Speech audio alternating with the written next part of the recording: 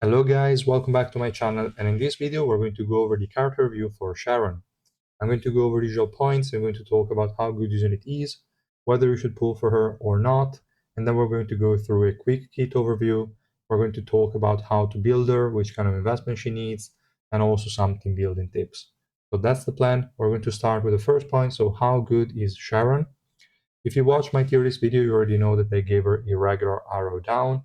I'm not 100% convinced of this ranking. Personally, I would have given her S plus or up, but in the community rankings on my Discord, the majority of the people that voted gave her irregular. Actually, everyone that voted gave her irregular. So I kind of had to, but I'm not convinced. And I'm going to say why in a second.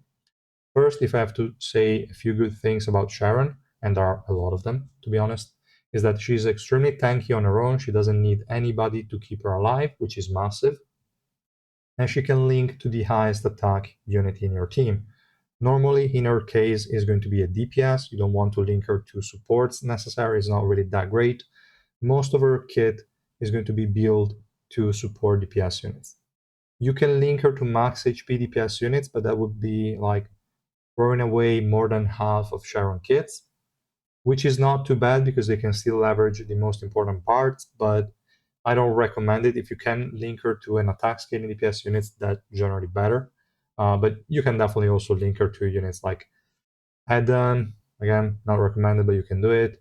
Gustang is pretty fine because Gustang is also an attack scaling DPS unit, even though he has a massive amount of max HP damage, but he also has massive amounts of attack scaling, so that's totally fine. Gustang is perfectly fine. And yeah, so those kind of units are okay, but the best users for Sharon are going to be ranged and also warriors. Warriors are a bit tricky because they don't have attack subnode, so building around linking Sharon to a warrior could be messy because you cannot afford to run a lot of other units that would end up having more starting attack than your warrior. So you have to keep that in mind, but yeah, definitely the DPS units, if you can link them to Sharon, that are going to benefit the most are warriors and ranged because they don't have crit rate in the Revolution subnodes, so they can benefit basically from 100% of Sharon's kit. You can still link her to mages and assassins. They would just not benefit from the crit rate that much, but it's still a very, very good thing to do. So she can be used with any DPS. And she prefers, again, the attack scaling ones. And what she provides to them is very, very simple. She provides a massive survivability buff that is like 12-second immortality every 15 seconds if you have Revolution 5.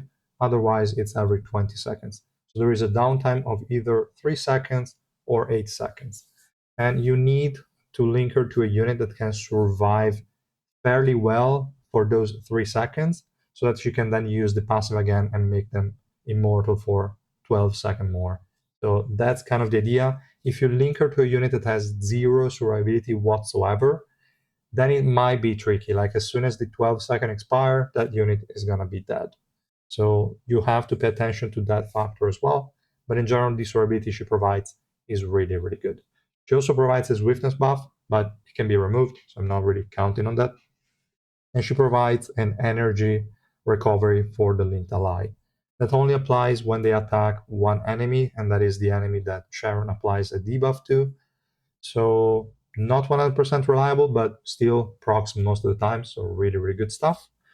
And yeah, that's basically most of what she does. She also has an attack scaling or an attack coefficient buff, which is really, really important for attack scaling DPS units. She provides crit rate. She provides also attack buffs, lots of stuff. So she's really, really good at what she does. She's a great supporting unit. What I don't like about her is, again, the fact that it's a bit tricky to link to certain units, especially warriors, and especially Princess of the Heart. She is the best unit that you can pair with. Like, she's going to benefit immensely from Sharon. The issue is that you cannot use a lot of other units in their teams because Sharon has a very, very low base attack. So a lot of other units will basically link to Sharon instead, and that would be very, very annoying. So that's one thing I don't like. It is good that Sharon and Princess work perfectly fine as a duo. You don't need to add any additional units, so that's perfect.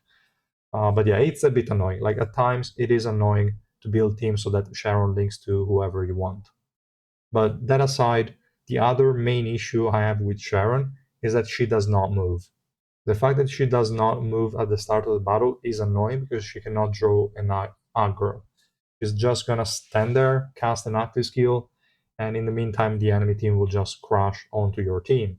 So you either need somebody else that moves.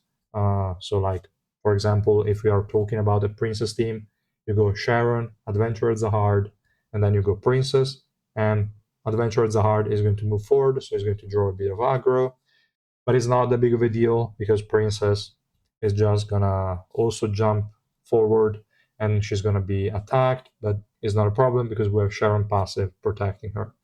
So that's good. The other downside is obviously that she only buffs the DPS unit of your team. She does not buff in any way the other three. So that could be a problem in some ways. She does not provide any survivability whatsoever to anybody else. But still, I think that her utility is so good that she can be used as a duo unit in a lot of scenarios, and most of the times you only care about protecting your DPS.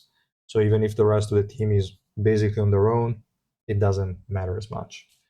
So yeah, I would say those are the only cons. Again, she doesn't move, and she's a bit tricky to build around and to link to the units that you want. But yeah, that's obviously just some minor cons. You can work around them, so it's totally fine. And yeah, talking about whether you should pull this unit or not is always tricky, guys. It's always kind of the same. So we are approaching anniversary. You have to keep in mind we're going to get the release of SSR Plus Eura, and we're going to get an EX unit at the end of the month. So you need around, let's say, 2,000 tickets. Could be a bit less if you are average lucky, but if you are a bit unlucky, it will be around 2,000. So you need to have that much saved up, or you need to know that you can get to that point within a month time, basically, within like middle of August before the EX banner is gone. So if you can do that while pulling for Sharon, so if you have 600 more of the amount I just said, so if you have 2,600 tickets or pools in total, including Suspendium, then you can go for Sharon. She's definitely a worth pick. She's really, really strong. If you don't have that and you are kind of like, if you pulling Sharon would mean that you are going to skip the EX, then don't do it. Skipper is fine. But if you have the resources I mentioned and you can afford to pull for her, then absolutely go ahead and do it because she's an insane supporting unit. She literally works wherever you want. You can use her with any DPS unit. They will benefit in some way from Sharon. So that's really, really good. And yeah, I think that answers the should you pull point. We can have a quick look at the kit, but there is not much to say here. I already covered most of the points. So here we have the part that is going to link to the highest attack unit, and there is also damage direction. And when Sharon or the guarded ally goes below 30% HP, we're going Sharon is going to recover 100% energy. It's only a level 5, otherwise it's 40%, I believe. I don't think it was 50% level 1, but it hardly matters. So she's going to recover all the energy and enhance her guard, making her and the target invincible for 2 seconds and recover HP equal to 1000% of her defense. It's okay, it's just a HP recovery, not too bad. And then she's going to take 100% of the target damage taken for 10 seconds. This is where the 12-second kind of immortality comes from. So we have a 2-second invincibility and then a 10-second damage redirection, but completely. All the damage taken by the linked ally is going to be redirected to Sharon, which is massive. And this has a cooldown of 20 seconds, as I mentioned, goes down to 15 with Revolution. Then we have also the active skill. This is nothing too insane, just a multi-hit attack with a knockdown, and then is going to have a weakened effect on the target that is going to increase the attack of the guarded ally and the crit rate of the guarded ally when they attack that target. So good, but nothing insanely strong. Then we have the other active skill. This one is the one that she's going to cast the most. And whenever it goes down, she's basically casting it again because she has a cooldown reduction for this skill built in her kit. And she's going to reinforce her own body for 15 seconds increasing attack and defense by 200% and swiftness by 40, and then applying a crystal mark for 10 seconds to the enemies hit by her attacks, up to 1 mark. So whenever she changes target, the mark is going to be applied to the new one. And the targets with the mark have their crit hit resistance decreased by 30%, and when the guarded ally attacks the target, there is a 200% attack coefficient increase. Really, really massive. And she cannot cast it again while the effect is up, and she has a cooldown reduction, as I already said. I think it's in the Exusia Equipment, but we're going to read that in a second. So really good stuff. With Revolution 4, she's going to apply this buff to the linked ally as well. So that's why I mentioned at the beginning a 40 swiftness increase. As you can see, we already have attack coefficient, attack increase, again crit rate. All of this stuff only works for attack scaling DPS units. If you are a max HP DPS unit, as I mentioned, you just get the swiftness, you just get the energy that we're going to read in the Exusia Equipment, and the survivability from the passive. That's kind of it. Then we have the special move. It's again a multi-hit attack that destroys barrier, so that's pretty good, and deals damage based on her defense. Nothing major, she deals no damage whatsoever. And then we have a 10-second damage taken cap of 2% of her max HP. This is absolutely insane. This is an effect that they only gave to warriors, so Sharon, Reflejo, and we also have Meliodas that have a damage cap to the damage taken. This makes them insanely tanky. Even if they don't run resistances, even at insane deficits, they will still survive really well. So that's really insane, guys. And this effect will be up all the time because she will have more than enough energy to keep this 10-second effect up all the time. So that's really good. The only way to stop her from casting this is if she gets crowd controlled, so effect resistance is an extremely important stat on Sharon. And what else? Okay, there is also sort of a lock of enemies and a damage when Sharon or the guarded ally is attacked, but doesn't matter. I would say it's very minimal. Then we have the Exusia Equipment, really important. We have that the crystal mark cannot be removed with debuff removal. So if there is somebody that can cleanse debuffs, they cannot cleanse the crystal mark. So that's really good.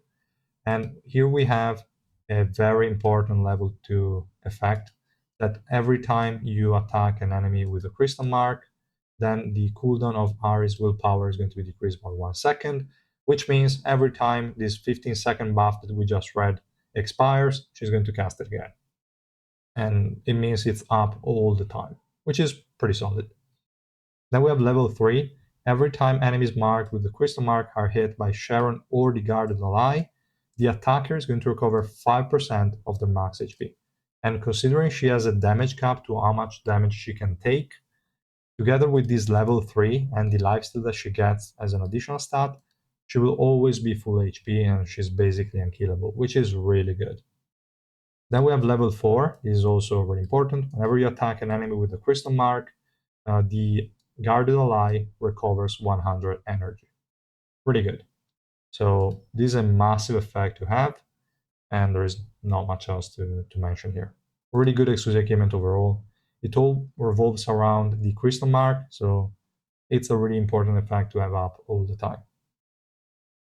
Then we have the Revolution, I already mentioned it. For level 4, we have the attack, defense, and swiftness buff also applied to the guarded ally, and also a decrease in damage taken by 40%. This does not matter, I would say, but it is okay. Could matter in PvP, but not really in normal adventure. And then for Revolution 5, we have an upgrade on the passive, as I mentioned, a decrease of 5 seconds in the passive cooldown, so from 20 seconds to 15, and she also gains a provoke.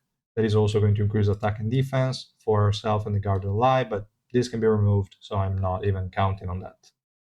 And yeah, that's the Revolution. Overall, really strong, both of them. I think they're really good effects, especially Revolution 5. You definitely want this 5-second decrease because a 3-second downtime is way better than an 8-second downtime.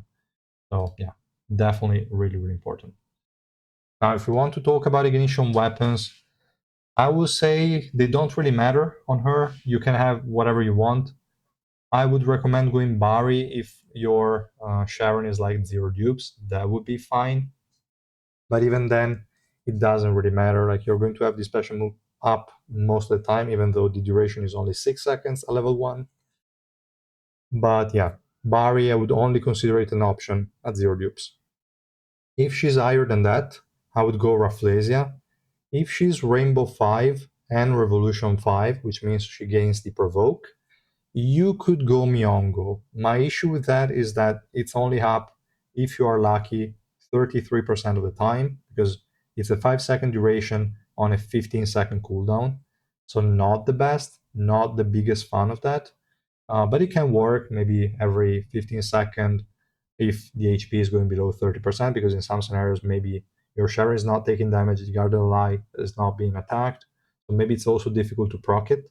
But if it works, maybe you can apply the HP recovery block and energy recovery block from Yongle effect when you provoke the enemies, and then your DPS can finish them off. So it can work, but in general, I think Rafflesia would be a bit better to keep up the special move a bit more smoothly and also to protect from some random crowd controls that could go through your effect resistance. So I think Rafflesia is my preferred pick, but I can see the case for Myeonggul being used, and I think in some scenarios is probably the best in slot. So yeah, I just wanted to mention that as well. Now, in terms of investment, I will say she's already quite good at zero dupes. So in the mandatory, I just wanted to highlight the fact that you can use her at zero dupes if you want. You don't even need to invest in any of the gear pieces or not even level up the ignition weapon. Just give her a whatever like Bari set and you are fine. And she's going to survive okay. She's going to provide that 12-second immortality to the linked ally. And then there is the 8-second downtime you have to integrate with some other units in the team. So you cannot really only runner and the DPS. You need someone else to integrate the missing survivability. It is okay. I don't recommend it most of the times, but if she's just an addition to an already good team, then you can do it. And she's definitely going to provide some value. So, pretty good. Then we have recommended we jump straight up to Rainbow 5. I didn't want to stop at like 3 red. I don't think the change even matters because the downtime on the passive is still 8 seconds. Orange 4, again, downtime on the passive, still 8 seconds. There is not really that much that you can gain out of getting her to just orange 4, something like that. So I think Rainbow 5 is the next logical step.